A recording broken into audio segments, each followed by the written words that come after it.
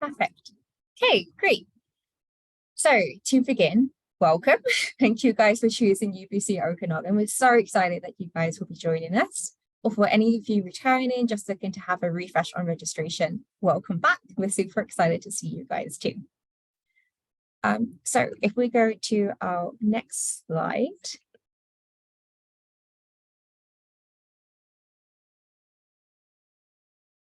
I'm sorry, I was just helping other students join. No, that's okay. It's just a one problem with co-hosts. Unfortunately, we don't get to like click the buttons for each other. We'll be in sync as much as we can.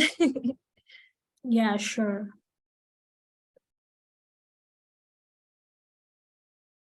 There was a hitch in changing the slide, so I have unshared. I'm going to share the screen again. Sure.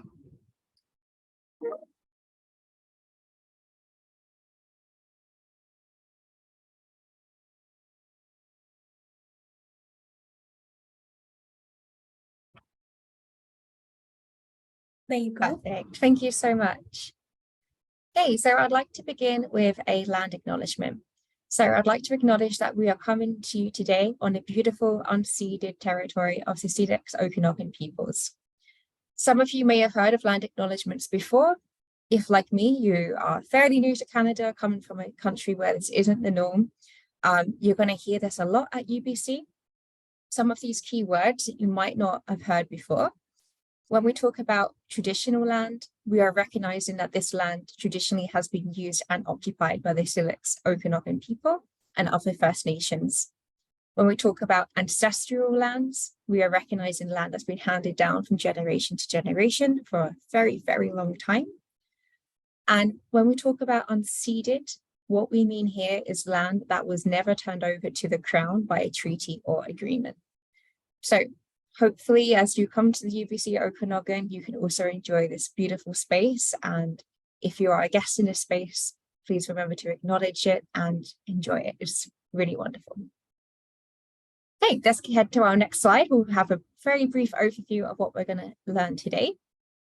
So today we're going to talk a little bit about our services, who we are and what we do.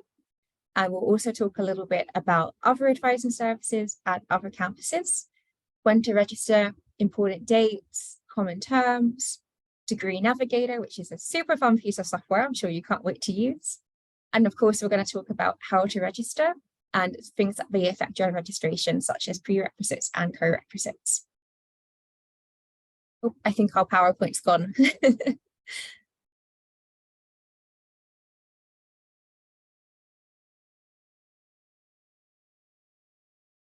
Actually, I'm admitting students. So that's kind of, not let me move to the slide change. Okay, so would you like me to stay here or move to the next one? The next one, please. There you go. Thank you so much. Okay, so a little bit about academic and career advising. We can help you with all things academic and career. We're here to help you discuss and explain your academic requirements. We can help you interpret any policies and procedures. All of our policies are available online. We're very transparent, but we also acknowledge that some of that language can be a little bit difficult to navigate. So we are here to help you make sense of that. We're also here to help you explore your program options and find what is in your best interest, where do your talents lie, and maybe also thinking about your careers there. If we cannot help you with something, rest assured we can probably at least point you in the right direction. We also try to get students to come in about a year before their estimated graduation date, just so that we can check everything's on track to go. And we can just generally support you in your academic journey. So there's really no question too big or too small for us. If we can't answer it, we can definitely point you in the right direction, but we provide a lot of different supports here.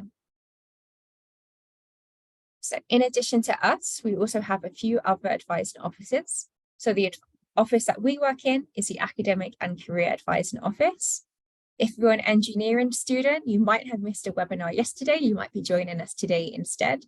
The engineering team do have a slightly separate office that you can go and speak to if you're an engineering student. If you're an Indigenous student, there's an Indigenous student advisor just across the hall from our office. We also have accessibility advising. Our accessibility advising could be for short-term or long-term. If you fall and break your leg and need exam accommodations, they're still the right place to go. So don't be afraid to reach out to them if you ever need them. They're really there for a big range of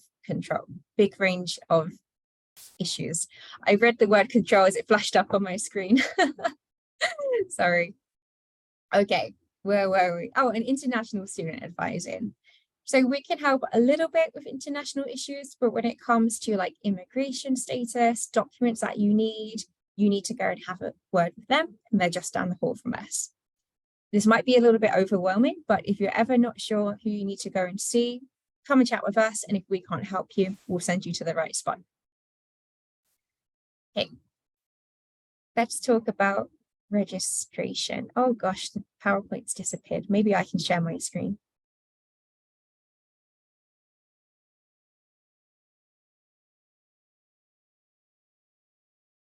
Great, thank you. So registration dates, maybe this is what you guys have come here to learn all about. Registration is going to be opening very soon. You will notice that registration dates vary by the year standing that you're given, with fourth years getting a little bit more priority. In addition to this, you will be emailed a specific time on that date to register for classes. That's just the opening time. So if your registration date is June 19th and you get an email to say you can sign up at 8 a.m. on June 19th, that's great. If you're up at 8 a.m., feel free to start registering yourself for classes then. If you're not up at 8 a.m., I don't blame you. I wouldn't be either. Don't worry, you can register anytime after that date. It's just the first available time. And we use these time slots to make sure that we don't have 1,000 students crashing a website all at once. If you're super eager, you can definitely ask a friend to help you register if you trust them with your login details, but that's totally your choice. Okay, so you'll notice that at the bottom of the screen, you can see a screenshot of what your student service center looks like. When you hit that registration tab, you can go down to registration, and then you'll be guided to go through everything you need to register for a course. Okay, one thing you might be wondering about is add and drop deadlines. So let's say you add a course on June 19th when first year registration opens, and then you decide you don't want to take that course anymore. Totally fine. You would have until September 18th to add or drop that class with no impact to your finances and no impact to your academic transcript. If you take that course and maybe 3 weeks into the course, you think it's not for you, you're not doing so well, you're just not enjoying it, you do have the option to withdraw. So when you withdraw from a course, this will give you the letter W on your transcript. This just means that you withdrew. It's GPA neutral. Your GPA will not be affected if you withdraw from class. So keep these dates in mind. If you get past November 10th, and you're like 2 months into your course, after that date, it's not going to be possible to withdraw. You've come that far, you might as well sit the exam and finish it. In terms of finances, if you drop before this last day to add a drop deadline, you won't have to worry about the money. If you withdraw in this time frame from September until November, then how the tuition fee is returned depends on exactly when you withdrew. The earlier you withdraw, the sooner you will get that money back. So keep that in mind as well. One thing to remember, when registration opens later in about 2 weeks, you need to register for both courses for term 1 and term 2. The seats for your term 2 classes are going to fill up just as quickly as term 1.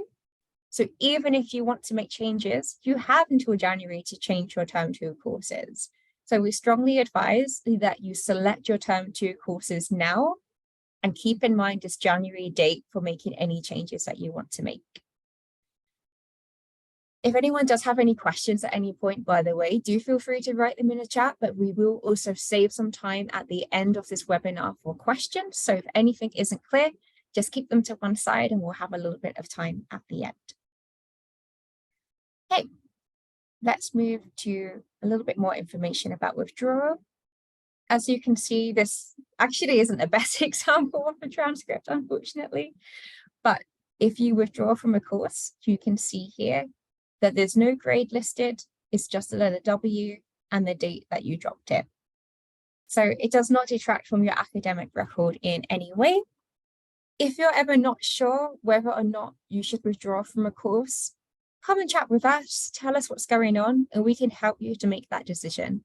Ultimately, the decision is yours, but if you ever need some guidance, come and chat with us. We're all open and we will be able to help you as best we can. Okay. So now you're probably wondering, well, you're telling me how to drop a course, but how do I know which course to even take to begin with? We have a bunch of course planning guides online that I will send you the link to following this webinar. We have our first year planning guides that will show you different requirements that you can hit in your first year. We also have program plans that will kind of map out a little bit how your 4-year course will look. And we also have a couple of really specific degree planning resources, such as the academic calendar and degree navigator. So degree navigator is slightly tricky software, but we can totally learn it. So I'm going to actually pass this back to my wonderful colleague who knows all things degree navigator inside out to talk to you through this next part. Thanks, Alicia. This is a screenshot of Degree Navigator. Degree Navigator is nothing but a very neat tool present in your Student Service Center, exactly close to the tab that Alicia showed you where registration was. So when you hover on the right-hand side of that particular tab in your SSC, it would drop down and you'd be able to reach Degree Navigator Okanagan. Now, please keep in mind that the screenshot shared here is just a prototype, and depending upon the major that you would select, the Degree Navigator may vary. In general, the Degree Navigator shows you the degree requirements on the left-hand column, and the courses you take populate under the right-hand side of the column. So these are the applied courses. And once you have completed those requirements, you'll see a tick mark over there under complete. Otherwise, you'll see a red cross. Now, if you want to begin planning as to how to start registering in courses, you would keep a major in mind. If you are sure of which major you'd like to take, you'd begin taking the first year courses that have been mentioned in the academic calendar. But if you're not sure, then you'd keep an open mind and you would rather follow the academic calendar for BSc, which suggests a student to have 6 credits of English, 9 credits of science, which could include 3 credits of Math 100, 3 credits of a program approved computer science, data science, statistics, or mathematics, or at least 3 credits of experimental science in biology, chemistry, environmental science, physics. But these courses should have a lab component, and you need to do at least 12 credits of non-science designated courses. Now, it is strongly recommended that you use Degree Navigator along with the academic calendar. So I recommend you all to follow the degree requirements for students mentioned in the academic calendar for the program in 2020/2021 or later. We are awaiting the publication of the recent one, that is 2021/2022 or later. But once that's done, please make sure that you use Degree Navigator along with the academic calendar, because the science designated courses are astronomy, biochemistry, biology, chemistry, computer science, data science, math, physics, unless they are otherwise mentioned in the calendar. Now, For students registered in BSc program with a major or a double major or an honors in economics, all economic courses are considered science, while for other BSc majors, economics would be considered as a non-science designated course. And same goes for psychology major, double major, or honors. So a word of caution for students wanting to use geography to satisfy their science requirement, there is a list of science designated geography courses in the academic calendar. Please be mindful to check the academic calendar and make a list of the science designated courses only if you are intending to use geography to satisfy your science requirement. Now, some majors have specific requirements. So I'm going to touch upon the major and the topic of carrying on with registration priorities as per the majors in further slides. Can we move on to the next one, please?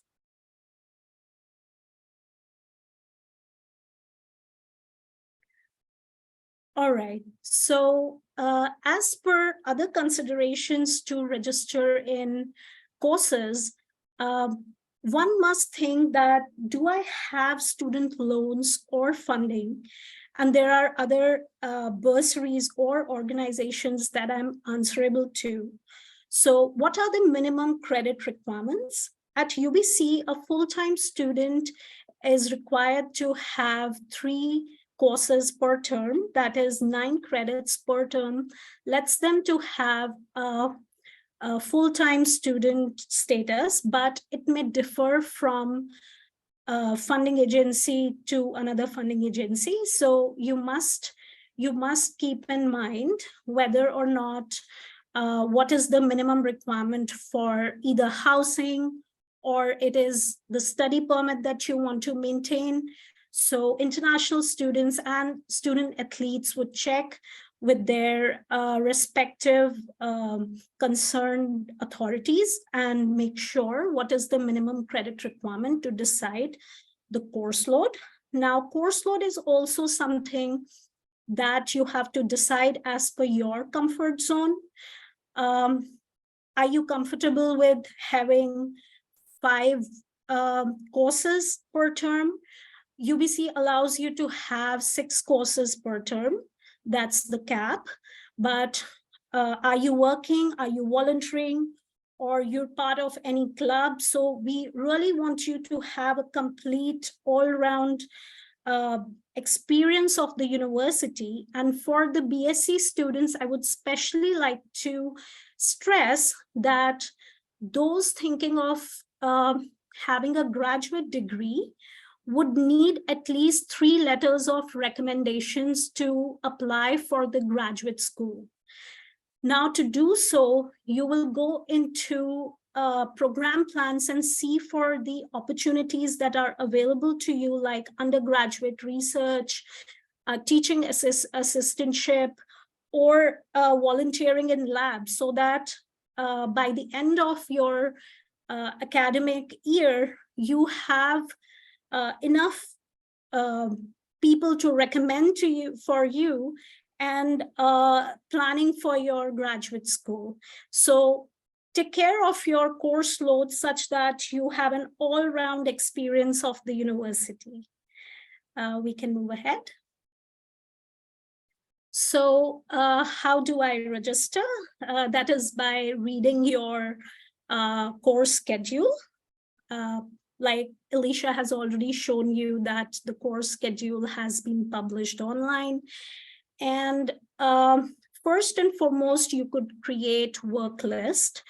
Work list is again a very neat tool in your SSC. It's nothing but a visual of your virtual timetable. It allows you to select different sections of the courses that you'd like to take, and you could create multiple of them just to see how your timetable would look like. Several students like to make multiple of them just to select them later on, and others would like to keep just one of them and follow just one. Yet, we say that you need to be prepared before the registration date. And yeah, so your registration opens on the day when you have been given the slot. So you could register as early as possible to secure the seat, but you have the flexibility to drop your courses by the add-drop deadline. So be mindful. Now, one more thing that I want to highlight is that the work list is independent of your registration, because if you want to drop courses, you must go into the list of your registered courses, select the course that you would like to deregister from, and drop it. I say so because many a times I've had students in the advising office who say that, oh, I dropped the course before the add-drop deadline, but I still got a W, likely because you dropped it from the work list. So a word of caution that you must drop a course not from the work list, but from the registration. Exactly. So let's move on to the next slide. Now, a very important reminder, we do not have the authority to force add students to full courses. This is a request that we frequently get, so we like to highlight it. And ideally, if you see that a course that you need is full, you should look for a wait list in the course schedule. And close to the wait list are the section comments. Section comments is an important piece of information that the department puts there for you to follow about that particular section, to let you know whether that particular section is a wait list or a lab section. And it also has instructions like, if you face any difficulty in registering the course, then please email on this particular address, or this lab should be exempted, so on and so forth. So it's highly recommended that you should read the section comments. Now, wait lists are there for some departments that monitor the demand of a particular course. So sometimes some departments would add you manually from the wait list when a seat appears, but most of the times students are responsible to monitor a wait list. So I strongly recommend you to be proactive, to keep visiting the course schedule regularly and see if a seat has been made available. Then go ahead and register yourself. While you can also try to find another course.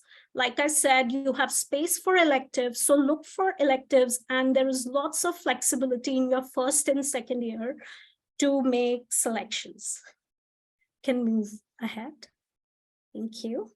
Now, sometimes you'll see that certain courses will be, certain sections would be blocked. So this means that the seats in the class are not currently available. So it is advised that you still keep visiting or monitoring the course schedule to check the wait list.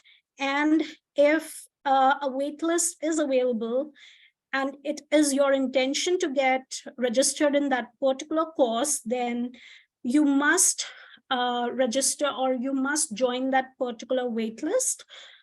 This is because sometimes a course is blocked, yet it still has seats. This happens when a department is monitoring the demand for a particular course. So they would likely open more seats and help the appropriate number of students register. Now for the restricted courses, there are certain courses that are required for a particular program. For example, nursing, the Bachelor of Nursing requires anatomy and physiology class. There are certain BHES courses that I have seen many of BSc students trying to get registered in because they are tracking towards medical school or dental school. So what happens that these courses have restricted seats that are restricted to a particular program. So you may not be able to register in them, but certain seats are general seats. So they prioritize registering the students from a particular program first. And if the seats still remain available, they let the general seats be open and you could take a place. Now, for the restricted courses, if you're not sure that you're part of or you're included in that particular restriction, then you can try to register. And if you get registered, then you were part of the restriction. That is one way of finding out whether or not a particular course is restricted to your major or not. We can move ahead. Thank you. Now, another detrimental factor for you to decide whether or not you would want to add a particular section in your work list or for registration would be the mode of delivery. So there are 4 modes of delivery. First is in person. As the name suggests, it would require you to be present in the class in person. And for the second one, that is online, you don't need to be on campus, or you could choose to be on campus, but you need to attend it via a strong internet connection. And a hybrid class is something in which the instructor has set aside 2 different sections in which it is mandatory for you to attend. Either a part of it would be online and another part of it would be offline or in person. So it's mandatory for you to attend both of them, while the multi-access gives you the choice to attend a class either online or in person. So where you see here a table prototype has been given, you see that the mode of delivery has been highlighted in the yellow background. So you should be able to see whether a particular class is available in which modality. And on the extreme right of that particular table, you see whether or not the course requires an in-person attendance. So that would clarify your doubt if you have any. We can move ahead. Now, prerequisite is something that you need before you could take a particular course. So with a nice example over here, we see that Math 101, the integral calculus course, can only be taken if you have already taken Math 100. So typically Math 100 is offered in term 1 and Math 101 is offered in term 2. So now one more thing that you could plan to take the prerequisites before you plan to take the particular course of your choice. So here you see that the prerequisite for Math 101 is either Math 100 or 116. Because it says one off, so you don't need to think about having the 2 courses. Another thing that you have to keep in mind is that the bottom line here says choose one section from all 2 activities. So you have to take both lecture and laboratory. And other than prerequisites, we have co-requisites, the courses that you can take in the same semester as the other course that has been designated as a core requisite. You don't need to take it before or earlier. You can move ahead. Now, many students come in the university with either IB, AP, A levels, or university level of transfer credits. So before you join the university, once you accept your offer, these credits are usually processed by the transfer credit team, and they can be seen under the grades and record tab in SSC. Now, if let's say you are in a situation where your credits have not been processed just yet by the time of your registration, then you could request a prereq waiver if you have a strong belief that the transfer credit would satisfy one of the requirements in your degree. Now, transfer credits are classified as either being general or specific. As the example given here, if there was a math course that you took at a previous university, if it would be classified as a general credit, it would be recognized as math first.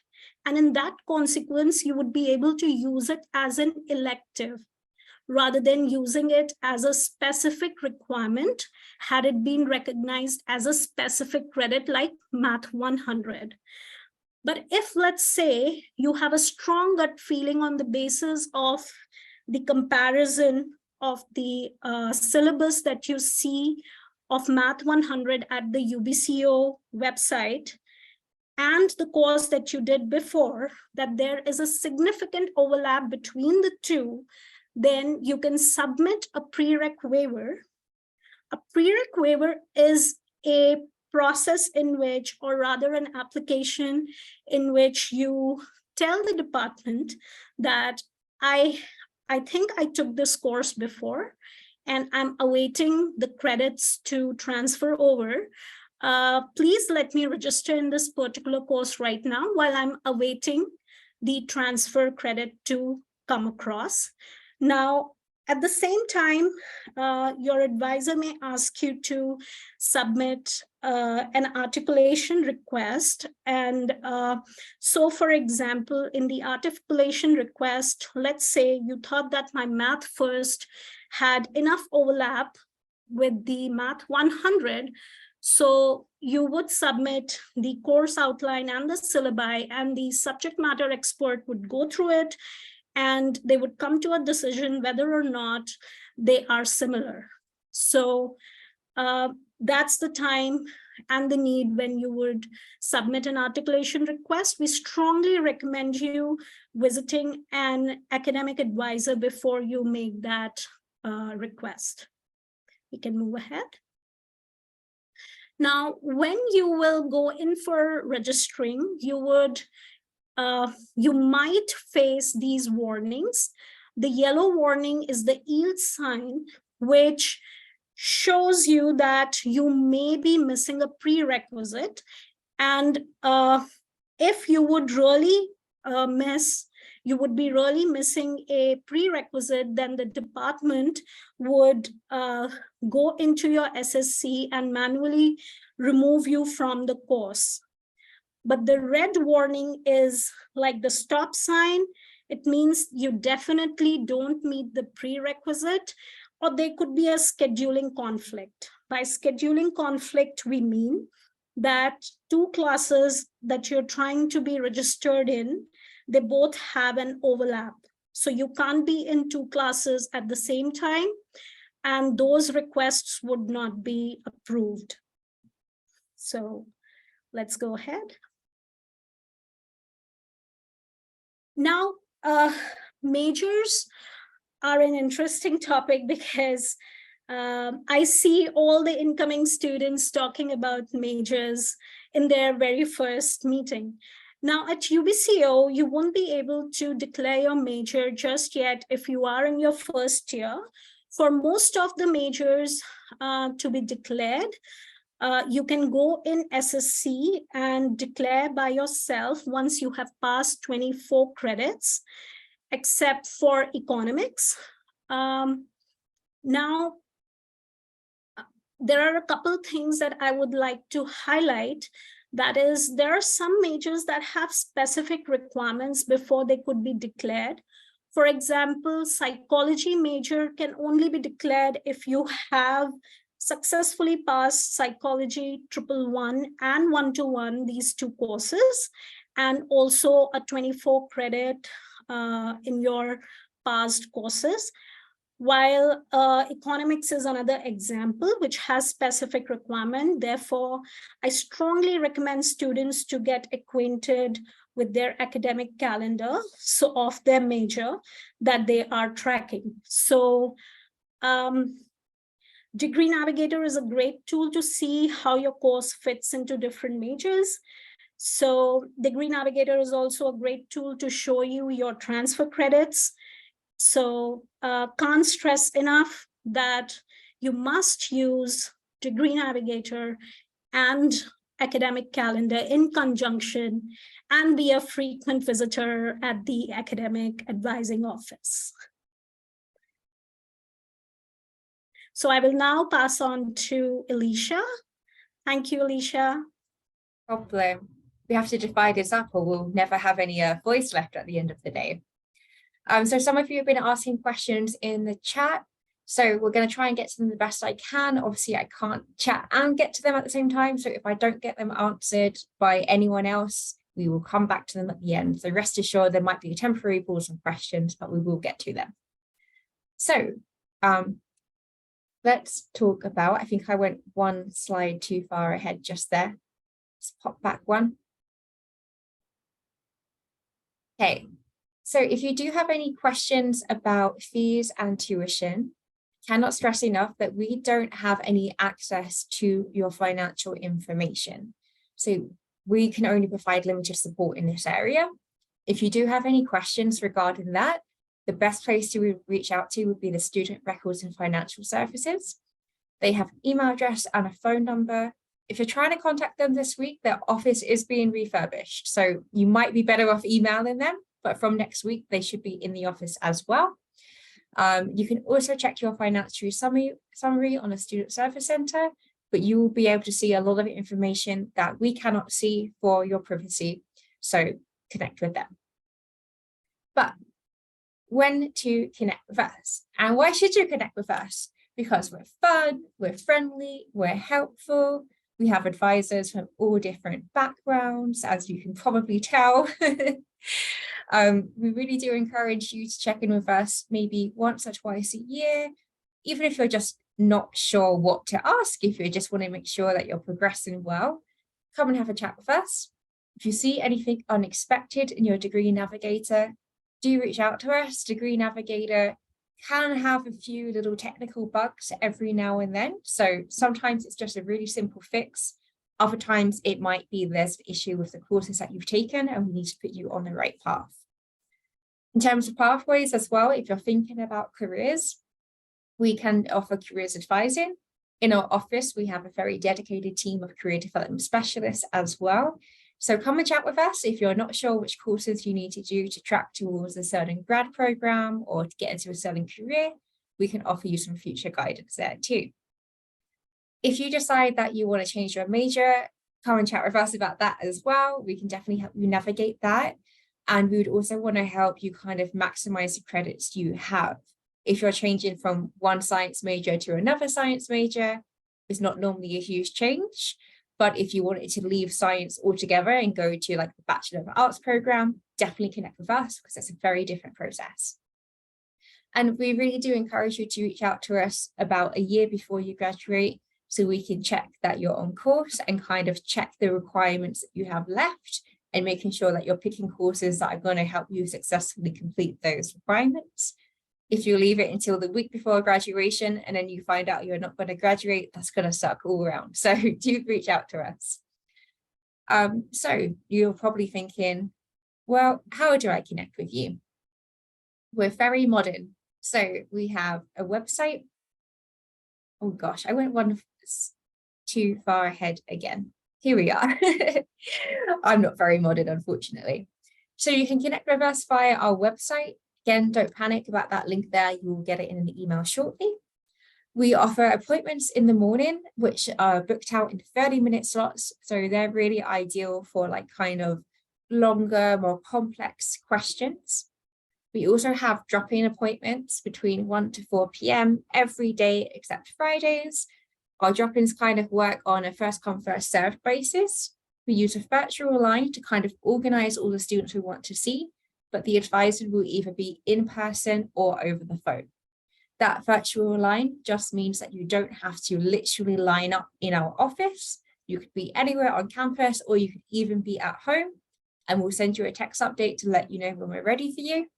If you want a phone call, we'll just call you directly, or if you're coming in person, we will send you a text message when we're available. That said, there are some times of the year coming up soon when we are very, very busy. When we are busy, don't worry, we use an all-day drop-in model. So all day from 9 a.m. to 4 p.m. When you need us, hop onto the website, try and add your details to the virtual line, and we will get to you. What I cannot stress enough is registration. So this is June, coming up very soon. September and January are really, really busy periods for us. So we will absolutely try our best. But we are a team of about 6 or 7, and we have about 12,000 students, I believe, at our last count. So a little bit of patience is always appreciated. If you try to join that virtual line at 10 a.m. and it says that virtual line is full for the day, do not be fooled. Sometimes that line can move quite quickly. So keep checking throughout the day. If it says closed, that doesn't mean it might not reopen later. And if you are just really struggling, come up and see us. We'll see what we can do. We'll see when it's a good time to fit you in. And just be mindful of the time of year. If you have a question that's not super time urgent, perhaps wait until outside of these peak time periods. If it is a question about like dropping a course before the deadline, try your best to connect with us before that deadline. I made that sound a little bit overwhelming, but I promise it's not that hard to connect with us really, just a little bit more difficult in peak periods. So next steps before registration opens, if you haven't checked out already, there is UBCO 101. This is an amazing resource. I used it when I joined UBC because I didn't know the first thing about the campus. Really, really useful to get you used to all different things. It will keep you on top of modules you need to know, and also just other opportunities on campus. We really want you to have a holistic experience where you're learning academics, but also having fun, whether that be via sports or learning about your career path, volunteering, having a part-time job. We really encourage you to just try everything. As we mentioned, connect with us early. So you can already start building your work list, start planning your courses now, try and register for them. And if it's getting to September and you're still not in those classes and your plan's not working, reach out to us and we'll try and help. It's always better to kind of solve problems as early as possible to prevent any future problems. And lastly, get excited. We are super excited to have you guys here. We drink too much caffeine all day long, so we're always excited to see students. But we're really hoping, especially for those of you that this is your first time at uni, that you're just as excited as we are. We remember our university time really fondly, and we hope that you will too. So I'm going to give you guys a break from my voice. I'm sure you've had enough of my British accent for today. I'm going to hand it back to our lovely student to give you her perspective on all things UBCO.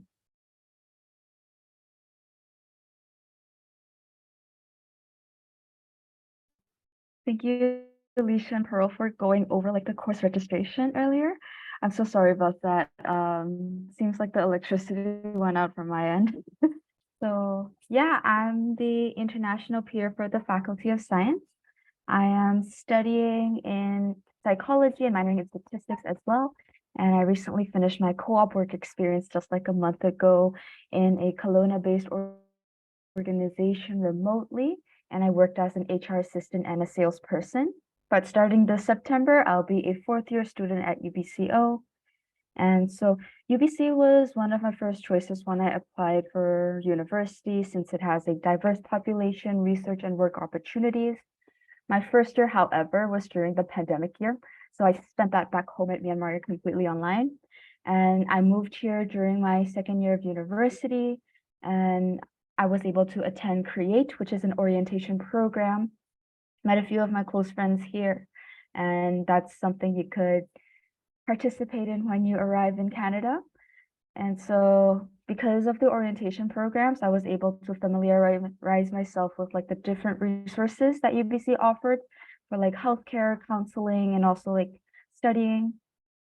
And I also made more friends along the way with like more social events that are hosted regularly on campus. And after that, I started my co-op job and worked there for 12 months. And again, I'm going to hop back to university this September. So a few of my favorite academic things to do with my friends is I study with them, use the Pomodoro method, study for like 25 minutes straight, and then rest for like 5 minutes together, or like go grab lunch and breakfast or dinner so that we can de-stress as well. And then if it's non-academic, I like having potlucks with my friends at my dorm, or like attend club events or anything that's hosted. So there's Bark, which I'm not sure if you have heard of. It's our famous dog therapy group, and we just share our love for dogs there. But as for registration, it was a very interesting time because the first two of my registrations took place back home, either at like 2 or 4 a.m. in the morning. And I was pretty confused at first, like it's a lot to navigate through. They're like work lists, registration dates, and like deciding which courses, how many courses, are these courses too difficult, all that. It was a little confusing, but after going through the few resources that academic advising provided, I was able to understand and get the courses I wanted.